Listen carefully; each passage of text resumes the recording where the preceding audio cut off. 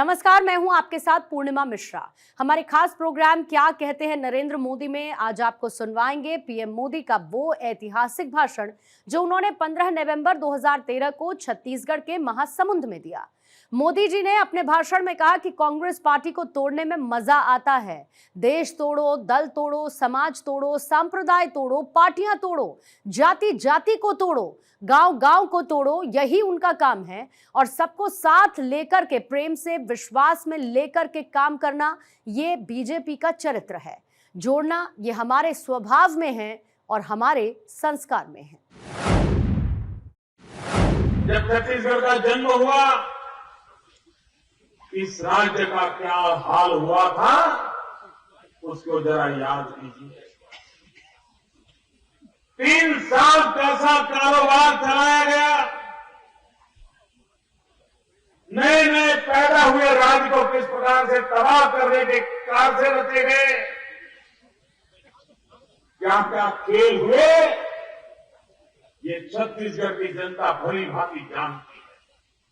और उस दिनों में यहां काम करता था, मुझे मालूम है कैसा जुल्म चलता था। अगर कोई पॉलिटिकल पार्टी का कार्यकर्ता आवाज उठाए तो पुलिस का उपयोग करके उसकी ऐसी पिटाई की जाती थी, 6-6 महीने तक अस्पताल से बाहर नहीं निकलता। आए दिन सामान्य नागरिकों पर सरकार के लोग जुल्म करते। ये जुल्म का वो समय मैंने अपनी आंखों से देखा हुआ है। मेरी अपनी पार्टी के कार्यकर्ता नंद कुमार साय जैसे लोग 6-6 महीने बिस्तर पर रहे थे, इतना उनकी पुलिस ने मारा था। उसे आदिवासी को भी बख्शा नहीं था, ऐसा जुल्म किया। भाइयों बहनों, 10 साल से डॉक्टर रमन सिंह जी ने आपकी सेवा की। मैं तो छत्तीसगढ़ के लोगों को अभिनंदन करता हूं, बधाई देता हूं। आप दीर्घदृष्टा हैं, आप समझदार हैं, भलाई किसमें है, बुराई किसमें है, ये आप भली भांति समझते हैं। और इसीलिए उस 3 साल के अनुभव के कारण आपने छत्तीसगढ़ को उस शासन से मुक्त करा करके डॉक्टर रमन सिंह जी के हाथों में सुपुर्द कर दिया।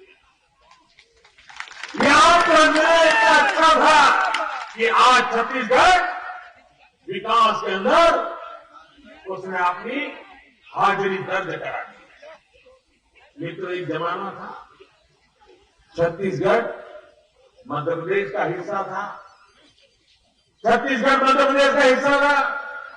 और उस समय ये मध्य प्रदेश जिसमें छत्तीसगढ़ भी था, वो बीमारू राज्य बोला जाता था।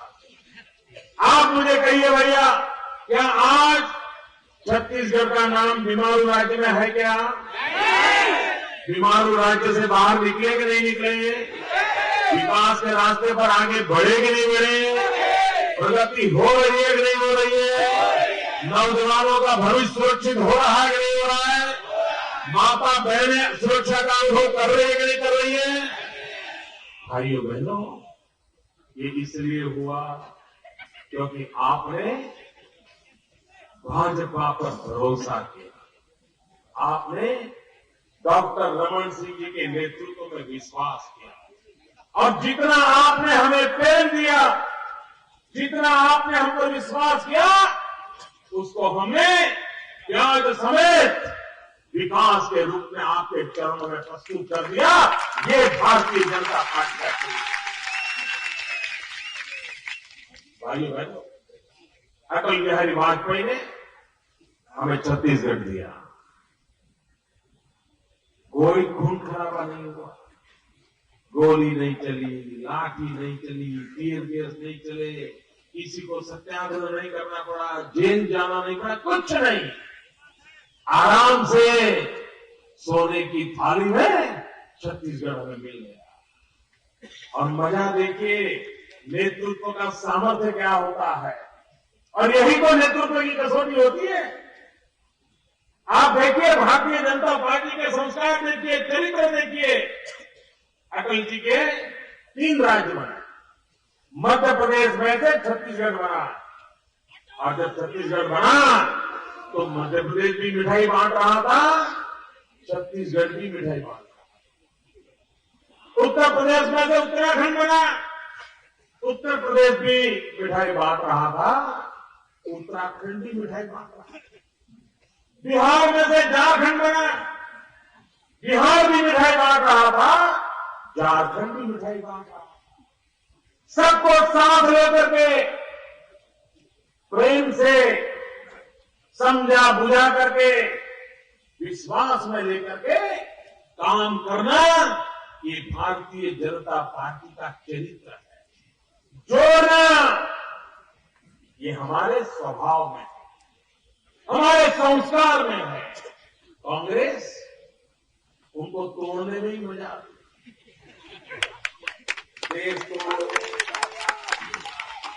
दल तोड़ो, समाज तोड़ो, संप्रदाय तोड़ो, पार्टियां तोड़ो, जाति जाति को तोड़ो, गांव गांव को तोड़ो, यही कहा। अभी देखा नहीं आंध्र में क्या हुआ? एक तेलंगाना बनाने गए, एक तेलंगाना, अभी भी जो पुराना आंध्र है, सीमांध्र है, वहां कर्फ्यू लगे रहते हैं, आंदोलन चल रहा है, और दिल्ली को सीमांध्र के लोगों की पीड़ा सुनने का समय नहीं है, समय नहीं है।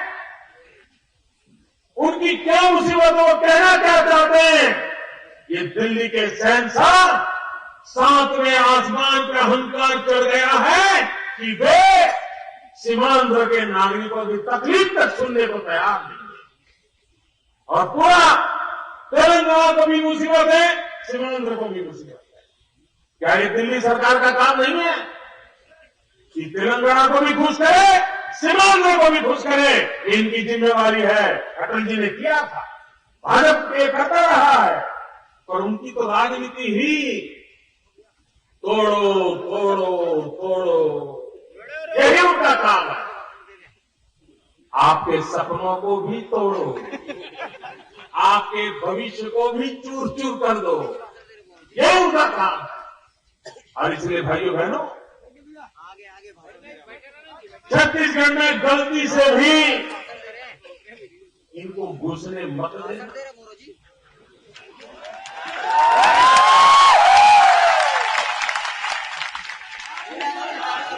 भाइयों बहनों,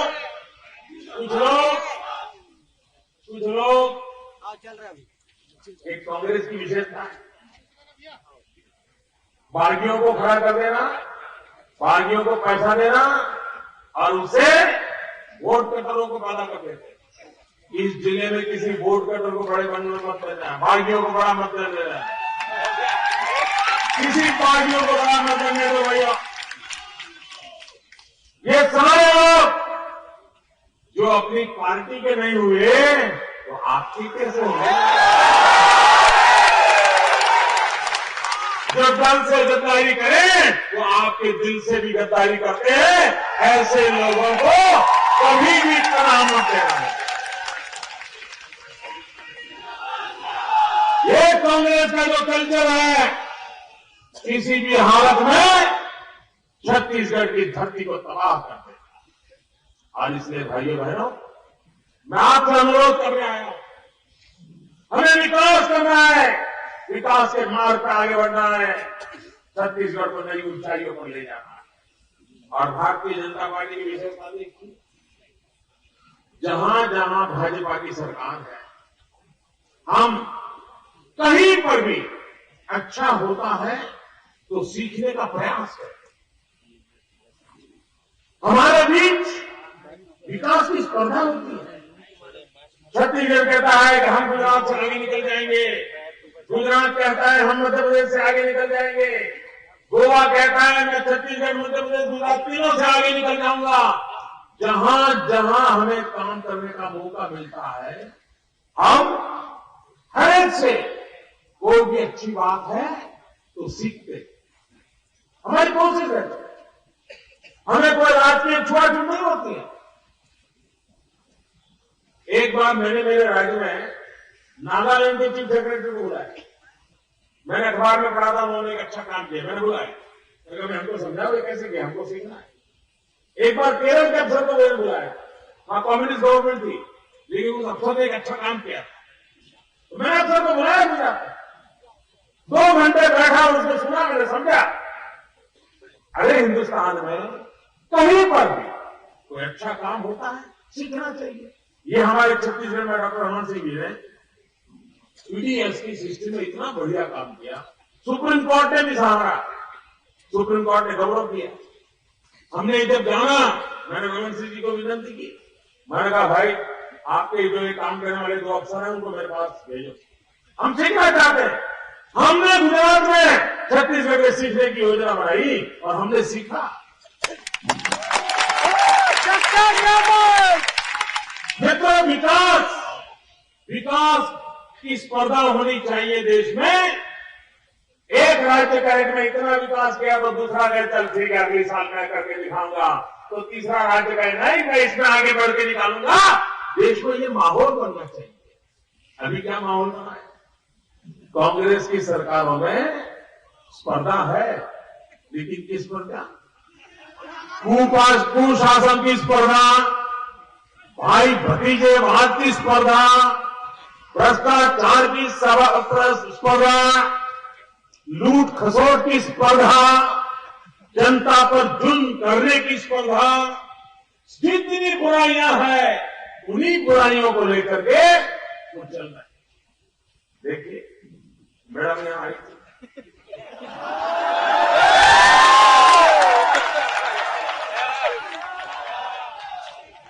और मैडम ने क्या बोला?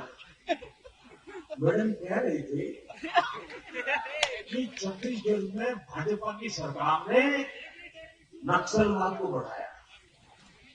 ये आपके गले उतरता है भाई? नहीं, ये बात आपके गले उतरती है? किसी छत्तीसगढ़ वाले को गले उतरती है? सारा हिंदुस्तान जानता है अगर माओवाद नक्सलवाद के खिलाफ सीना तान करके कोई लड़ने की ताकत रखता है तो उस व्यक्ति का नाम डॉक्टर रमन सिंह है। और मैडम सोनिया जी, आप हमारा हिसाब मांग रही हो। पशुपति से लेकर के तिरुपति तक माओवाद आए दिन हिंदुस्तान के सैकड़ों जिलों को तबाह कर रहा है, नक्सलवाद तबाह कर रहा है। आपकी दिल्ली में सरकार है, जिम्मेवारी आपकी है। आपने क्या किया? इतना ही नहीं, अटल जी की सरकार ने माओवाद के खिलाफ लड़ने के लिए, नक्सलवाद के खिलाफ लड़ने के लिए, आतंकवाद के खिलाफ लड़ने के लिए एक कोटा का कानून बनाया। मैडम सोनिया जी, आपने चुनाव में माओवादियों को वचन दिया था, नक्सलवादियों को वचन दिया था, आतंकवादियों को वचन दिया था।